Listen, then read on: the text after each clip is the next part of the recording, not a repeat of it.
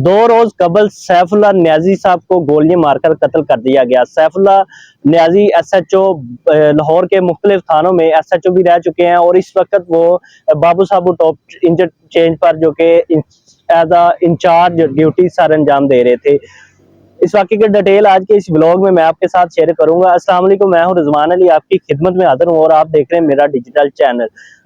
2 روز قبل لاہور کے اندر سیف اللہ نیازی کو گولیاں مار کر قتل کر دیا جاتا ہے، اور ایک عادل نامی شخص جس نے سیف اللہ نیازی کو گولیاں مار کر قتل کیا، وہ اپنے آپ کو پولیس کے حوالے کر دیتا ہے اور اپنا ایک ویڈیو بیان بھی جاری کر دیتا ہے، جس میں وہ کہتا ہے کہ میں نے اس کو تلخ کلامی اور گالی گلوچ کرتا تھا میرے ساتھ، اس وجہ سے میں نے اس کو قتل کیا ہے۔ اب تھوڑی سی اور انکشافات اس کیس میں آئی ہیں۔ چودھری شاہ سب یہ کہہ رہے ہیں کہ ہو سکتا ہے کہ اس عادل نامی شخص کو کہ پولیس کے مقابلے میں مار دیا جائے، لیکن کچھ فیملی کے افراد بھی سامنے آئے ہیں، ان کی فیملی کی طرف سے بھی اس کے والدین سامنے آئے ہیں، جو کہ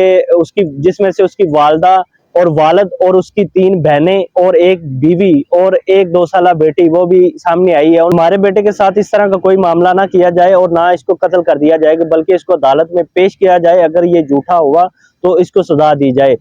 اس طرح کسی بھی کیس میں اس کو پھنسا کر قتل نہ کیا جائے۔ ایس ایچ او نیازی صاحب جو ہے نا، وہ بہت دبنگ ایس ایچ او میں آتے ہیں، اور اس سے پہلے بھی انہوں نے بڑے بڑے کیس جو کہ سولو کیے تھے۔ 2 سال قبل بات کریں تو ایک رکشہ ڈرائیور کو انہوں نے نجائز منشیات کے 9C کے پرچے میں یعنی کہ حوالات میں بھیجا تھا۔ اس طرح کے بلاگ دیکھنے کے لیے میرے چینل کو سبسکرائب کریں۔ اللہ